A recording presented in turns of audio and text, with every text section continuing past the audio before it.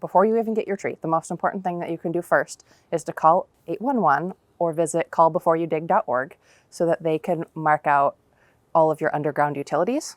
And that's really important because not only when you're planting your tree, because you don't want to hit them, but it's also important long-term so that you'll be able to access your utility and the tree roots won't interfere with that, because that's bad for both your tree and your utilities. So this is the spot we've selected to plant our tree. There's no underground utilities here. There's no above ground utilities. And it's far away from the property line that the tree is not going to overhang on the neighbor's yard, even when it's mature. It's also far enough away from the building that it won't be a threat in terms of falling limbs, in terms of gutters, or anything like that.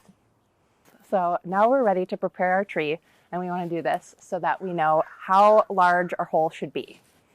To prepare the roots, what we want to do is gently press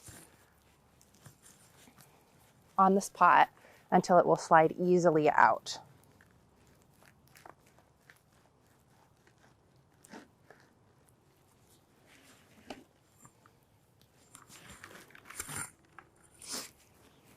And now we're going to loosen up all of the soil from the tree roots.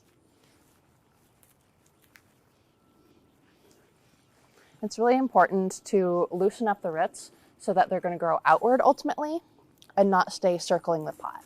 That will help keep this tree stable and healthy.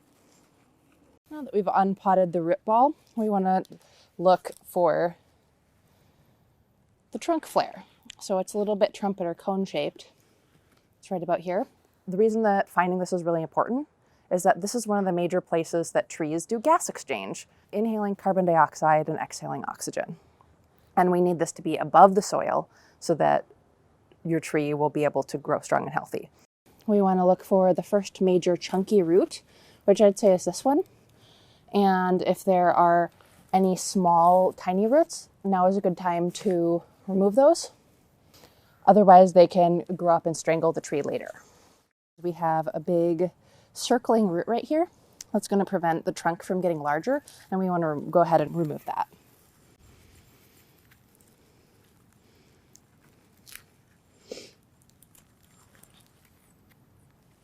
If you have any water shoots, that's little growths that will have leaves on them, now is a good time to remove those also.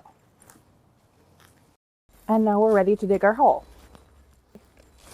So now that we've prepared our tree, what we do is we want to dig our hole about as deep as the roots that we just prepared and about 2 or 3 times wider. Once we've dug our hole, we want to test it. We want to make sure that when we put the tree in it, that the root flare is above ground level. It looks about right. So now we're ready to plant our tree now that we've tested the depth of our hole. You can always add the soil back in, or you could take more out if you need to. So now we actually are going to put the soil back in our hole. And I want to talk a little bit about not putting in soil amendments into your hole.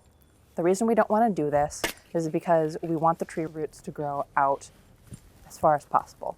A mature tree, the roots will be at least as long as the tree is tall, and we want that to happen to keep it stable and healthy. If you put amendments in the hole with the tree, it can cause several problems. Now that I've basically filled in the hole, I'm making a little raised area with upside down sod that's going to help keep your mulch in.